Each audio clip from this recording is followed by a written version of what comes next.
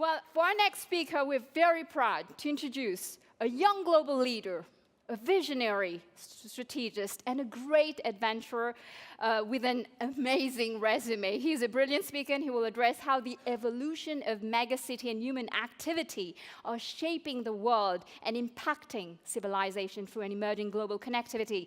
Known for his refreshing and optimistic vision towards international issues and a sense of adventure that knows few bounds, I would like, ladies and gentlemen, to call on stage Parag Khanna. Thank you. Good afternoon. I'm absolutely honored to be here. I'm thrilled to not be the opening speaker because we've already had such inspiring comments and remarks. And I want to reflect for just a moment on something that Guido said at the beginning. He said, you are all here designing for the future. I believe you're doing something much more profound than that. You are designing the future itself, not just for the future. And you're designing the future by building it. And so I want to begin today by discussing with you how all of your work in designing the future is leading to a complete reorganization of human civilization. The old models of organizing humanity according to states and boundaries are giving way to a new model in which the world, in which our society is designed and governed through the force of connectivity. And that is so visible if you change the maps that you look at. We are so accustomed to looking at the wall and seeing the world divided according to boundaries only. But we are doing so much more as we build a new world order. Just look, for example, at all of the world's infrastructural networks. This is a map of just the world's transportation systems, all of the highways and railways, for example, that allow people to move ever more seamlessly across the continents, airports as well. Then there's our energy systems, all of the world's electricity grids, oil and gas pipelines can be shown on a map. Then, of course, there are communications networks, all of the world's submarine internet cables. And this is just the beginning, more and more and more infrastructures that are uniting us together into one collective civilization. I view this as a revolution in global connectivity. Connectivity is not just the most powerful force in history, it is the most powerful force of the future as well. And you can see it as we invest more and more in all of these infrastructural networks. If you plot it over time, especially just the last 100 years, what you see unfolding before your eyes is our ability to use our engineering and technology to wrap the world in an exoskeleton, a matrix of infrastructures that allow us to rethink how we organize ourselves, how we interact with each other, how our economies operate, even how our politics and society changes. All of it happens as a result of this connectivity. And so what I like to do is to produce maps that show us this connectivity, that privilege, if you will, all of the connectivity.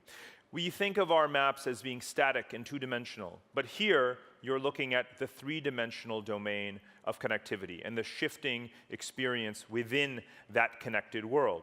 And so you can go online and look at various mapping tools that I and others have developed that show you how you can move around the world and navigate and zoom in and out and look at all of the world's major infrastructures. It's not just a simple X-ray, it's an MRI of our unfolding technological civilization.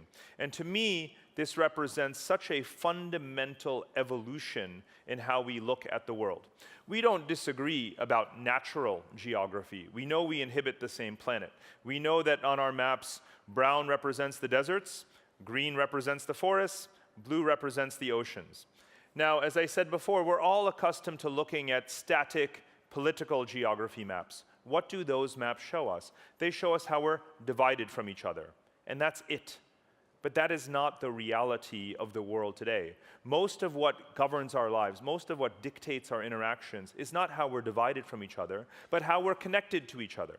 And so only if you look at all three of these layers together, the natural geography, the political geography, and the functional geography, will you appreciate first, how complex the world is, how many feedback loops that are occurring across these different layers, but also you'll discover all of the opportunities, because you'll see who is connected to where and to what and how. And that is the evolution of our cartography. And it is going to unfold faster and faster and faster. Why? Because we are investing trillions of dollars per year in these categories of infrastructure, all of which promote connectivity, whether it is transportation, whether it is energy, whether it is communications, whether it is cities, all of that investment.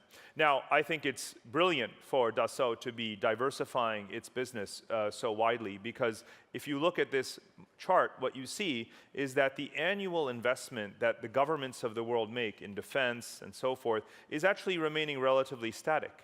But the global investment in infrastructure is skyrocketing. Why? Well, because the world's population has tripled since the end of the Second World War. Tripled. The number of countries in the world has also tripled. But where has been the corresponding investment in these basic infrastructures for a world of 8 billion people? We have only begun to make it.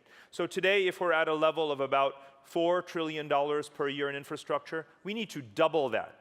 And that's finally starting to happen.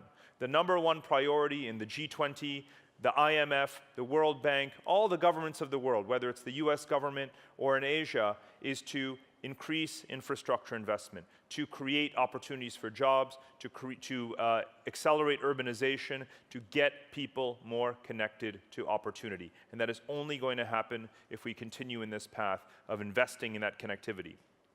Europe leads the way. Here we are in the heart of Europe, and Europe maybe has taken for granted the fact that it is already the world's infrastructural leader, the highest quality, the highest rate of fixed capital formation in the world is generally in European countries. So much so that Europe is, again, the map of Europe is better understood through functional geography than political geography. Sure, there are debates right now about Brexit, and some other countries may want to come out of the Eurozone. Maybe there is individual countries that want to pull out of the Schengen Agreement, but that is not the big picture. That's happening on the fringes. The big story, if you look at fundamental areas like currency, because I don't believe that the euro is an egg that can be unscrambled, or if you look at energy, here is a map of the European oil and gas grid. You can see how completely integrated European countries are. Do you remember the Fukushima nuclear disaster that tragically struck Japan in 2011? After that, the German government said that they would try to go non-nuclear, that they would phase out nuclear power. But of course, they can't really do that because they import nuclear power from France, right? You cannot untangle European countries as easily as simply what you do with the borders and with laws. The utilities are fused together. Some parts of the region, some parts of Europe, such as the Baltic region, are already so well advanced that even their governments share service with each other. Their telecoms are increasingly integrated. Their banks are integrated. That is a model not just for the rest of Europe, but for the rest of the world. And it is going to reshape not only relations that as Europe expands eastward, as it has for the last 25 years, it's also happening on the other side of the world. If you look at China in the Far East. For the last 25 years, China has massively increased its infrastructure investment too. While Europe has been building from west to east, China has been improving its infrastructure to prepare to expand from east to west. Look at now the volume of China's high-speed rail networks. It's almost equivalent to that of Europe, as well as paved roads. And that has had such enormous benefits. The benefits of infrastructure, again, in Europe we take it for granted. Just think about what it has done in a country like China with a population of over 1 billion people. It has allowed the eastern populated areas to better access the western regions of the country that represent 2/3 of its geography. It has allowed, as labor costs rise, it's allowed manufacturing to remain in the country in lower cost areas in second-tier and third-tier cities. The accelerated urbanization has created enormous job opportunities, and even in times of economic crisis, such as what happened in 2008, 2009, when so many Chinese people lost their jobs in southern China, they were able to get on a high-speed rail, buy a cheap ticket, and travel inward, find new jobs, and recirculate around the country. All of that because these transportation networks are affordable. And now we're seeing the benefit that it has on social mobility, people from the poorest parts of society elevating their incomes as they move around, and even in new growth areas. Look at Alibaba, China's e-commerce giant. Could you imagine making a promise to deliver any product within 48 hours anywhere in such a large country without such a solid logistics and infrastructure network? Could you have an Alibaba in India, given how far behind its infrastructure is? You couldn't. And so the communications infrastructure is a layer on top of all of the other basic traditional infrastructures. They work in tandem to elevate entire countries. Now, the biggest story of the next 25 years. I just gave you a short recap of the last 25 years. Again, Europe expanding west to east, China domestically consolidating, and now in the next 25 years, by far the biggest geopolitical and by far the biggest geoeconomic story on Earth in the next 25 years is visible on this one map. This one map actually doesn't show you Western Europe where we are now, but it does show you more than 50%, almost 2/3 of the world's population lives right here, right here. And what's happening in the next 25 years is through the process of what the Chinese call the One Belt, One Road, I call the New Silk Roads, and they're institutions that are helping to finance these connective infrastructures across Eurasia, such as the Asian Infrastructure Investment Bank, of which Italy is a member, 80 countries are members. In the next 25 years, Europe and Asia are going to grow together into a seamlessly integrated commercial region. Now remember that up until today, the most dense trade relationship in the world has been between the United States and the European Union, more than $1 trillion a year. But in fact, Europe already today has more than $1 trillion of trade with Asia, meaning trade with China, trade with India, trade with Japan, South Korea, Australia. If you add that up, that's more than $1 trillion. And yet, whereas Europe and America have free trade agreements, Europe and Asia have almost no free trade agreements yet. So there has been a big obstacle to having even more trade. And the second big obstacle is that many of the lines that I've drawn onto this map, a lot of the highways, the railways, the oil and gas pipelines, the electricity grids, the ultra-high voltage DC cables, the fiber optic networks, the airports, a lot of that hasn't even been built yet. There is so much friction still in moving goods across the world's largest landmass. In the next 25 years, those frictions will decrease. Europe's trade relations, trade in goods and services across this landmass that you share. You don't think of Asia as being on the same continent as yourselves. In school, everyone is taught that the continents of the world are Europe, Asia, North America, South America. Europe and Asia are not different continents. It is the same geological landmass. You don't think that they're the same geography, but in the next 25 years, we will. Because of what?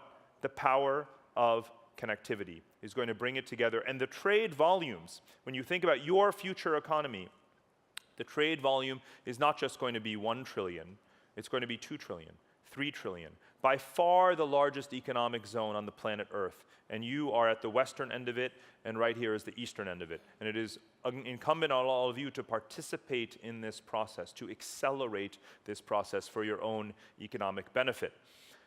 What else is happening in this world of connectivity? Well, the anchors of this global system are, again, not just nation states. Throughout most of history, human society has actually been centered on the city. We have had cities for 7,000 years. And over the last 7,000 years, empires have risen and fallen. Nations and states and boundaries, they come and they go. But we always have the city. And now, as you know, most of the world's population lives in cities. That will be 70% perhaps by the year 2030. This is the most accurate map, if you will, of humanity. Never mind those maps in your office that just show you the borders. Every person in this room, every one of the 8 billion people on Earth is a pixel on this map. So here you can see where we are. You want to design for the future, you want to design the future, you want to design for the age of experience, design where the people are. And the people are in cities. They're primarily in Asia. They're primarily living in coastal cities, and those cities are getting bigger and bigger and bigger. So what I've done is to draw these ovals over the mega city clusters. And those show you not only that the populations of cities in Asia can be 3, 4, or 5 times larger than the largest cities in the West. What are the largest cities in America and Europe? Los Angeles and New York, London and Moscow. Populations ranging from 10 to 15 million people. The mega cities of Asia, the broader metropolitan regions, have populations anywhere from 30, 40, up to 80 million people. Tokyo is still the largest city in the entire world, and the Tokyo to Osaka corridor has over 80 million people, most of Japan's GDP. And everywhere you look around the world, you can see that these cities dominate entire national economies. You could go so far as to say that countries depend on cities more than cities depend on countries. Because look at how, in so many places, whether it is Russia, whether it is the Philippines, Indonesia, countries with hundreds of millions of people, just one city or two represent more than 50% of the GDP of the entire country. Now, this is also a lesson for us that we have to, obviously these are the cities of opportunity. These are the places where it's important to invest. But it also shows you that these countries have a long way to go to extend the benefits of urbanization to all of their people. Because if you take a place like the Philippines with 100 million people, or Indonesia with more than 200 million people, only a tenth of their population is really participating in the robust growth of their capital cities. So much more has to be done in all of the other geographies. And that, too, is a huge growth opportunity. Look at the picture another way. Look at just the 40 or 50 key demographic and economic urban hubs of the world projected out to the year 2030. This is data from the World Bank, from the United Nations, from others. What are the principal 50 urban hubs? So for all of you, you can look at this map and you can say, this is simple. Am I there or am I not there?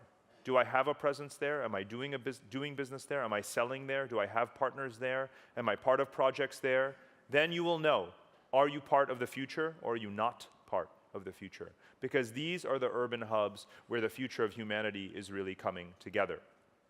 You can see so many interesting places where, because of the triumph of infrastructure and connectivity and functional geography over our traditional ways of thinking, you have cities spreading across borders and creating new economic hubs and zones that are creating opportunity across boundaries. I'll talk just about this one here, because I myself live in Singapore, where it's great to hear that you are designing a 3D city. You can already see the benefits that Dassault has brought to the Smart Nation program of Singapore. But let me talk to you about this infrastructural opportunity, because economics is about, simply put, the optimization of land, labor, and capital. Singapore has very little land and very little labor, but lots of capital. Its neighbors, Malaysia and Indonesia, have a lot more land, a lot more labor, but much less capital. And going back 20, 25 years, they said, how can we overcome the boundaries that we have? After all, Singapore is an island. They said, let's cooperate to locate shipbuilding industry on this island of Indonesia, or special economic zones for real estate investment here, and textiles over there, and let's marry our forces together, our strengths, our relative strengths, across our political geography. And now what they're starting to do, 3 countries are starting to master plan their infrastructure together, jointly agree on which bridges to build, new high-speed railways, and so forth. And you'll find that the fastest growing regions of Malaysia and Indonesia are those that are proximate to Singapore. That's not an accident. It's by design.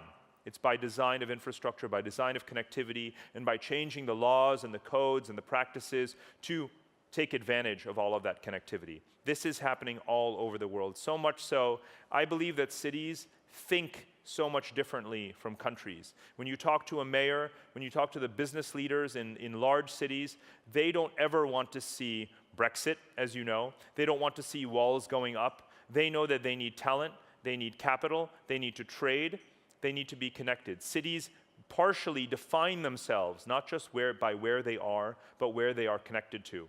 And the more urban the world becomes, the more hopeful I become that there is going to be generally progressive, generally open attitudes about the global economy and the opportunities of the global economy, because that is how people in cities think. That is probably how all of you think. But we're not there yet. There are three kinds of inequality in the world today, and as you know, that is perhaps our biggest political challenge, is inequality, economic inequality, the inequality of opportunity. There is international inequality, the gap between rich countries and poor countries.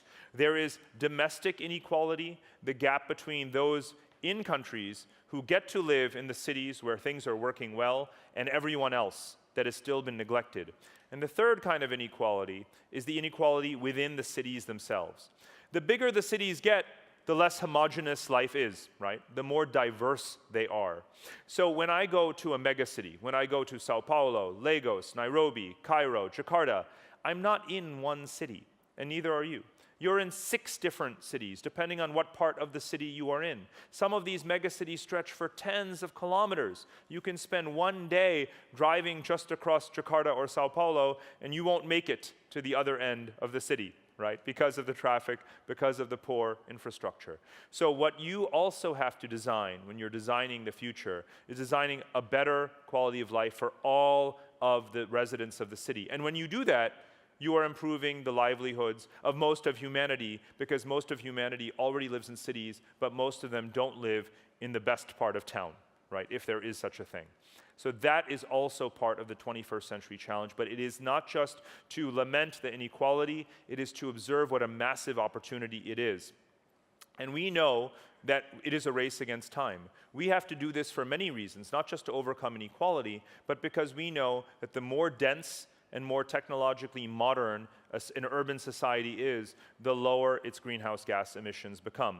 And that is a collective, that is an existential challenge. We also have to design for that. And we know that the way to get there is through the kinds of technology transfer, the smart systems, the smart buildings, all of the things that you are engaged in. That is the way to overcome climate change. Actually, my background is in studying international diplomacy and conflict. And I know that all of the negotiations, all of the climate agreements, whether it's the one in Paris or Bali or Cancun or Copenhagen, that's just diplomacy. It's not binding.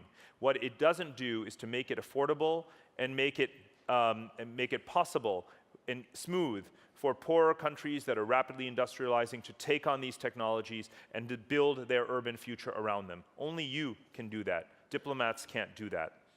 And there's so many things that we have to do to make our own cities smarter and to make the cities of the developing world smarter. And I think in the next couple of days, you are going to be talking about all of these things, about what a city of driverless cars looks like, how to design the mixed-use real estate communities that are more pedestrian-friendly and more walkable, how to use the Internet of Things, the Internet of Experiences, how to allow people to co-create commercial services activity much more smoothly and seamlessly in the urban environment. You will be talking about and showcasing all of those things, and all of that contributes to the smarter city of the future, which we can do not just in Milan, not just in Paris, not just in Berlin, but everywhere in the world as the cost of technology goes down. And cities, therefore, become the drivers of innovation that we need. And innovation has traditionally been so centered on a few key Western cities, but what we're starting to see is that innovation is spreading. The cities, the global cities that we know about very well, again, Silicon Valley, London, and so forth, that are key hubs. But now we're seeing progress in so many developing world areas, in India, for example, in Vietnam and elsewhere. Because I live in Asia, I get to spend so much time traveling around these hubs and seeing how at the small level of incubating innovation, but at the higher level of the mayors and leaders' commitment to new kinds of master plans, there is a consensus around the world in the most populous places that they have to do all of these things. And so it's a huge opportunity for you. In the end, I like to show this map that was created by an artist who was saying, what would the world look like if we had not only all of the cities in the world connected to each other, but through sort of hyperloop, a seamless kind of connectivity between the principal cities of the world, and use the London tube map to represent it.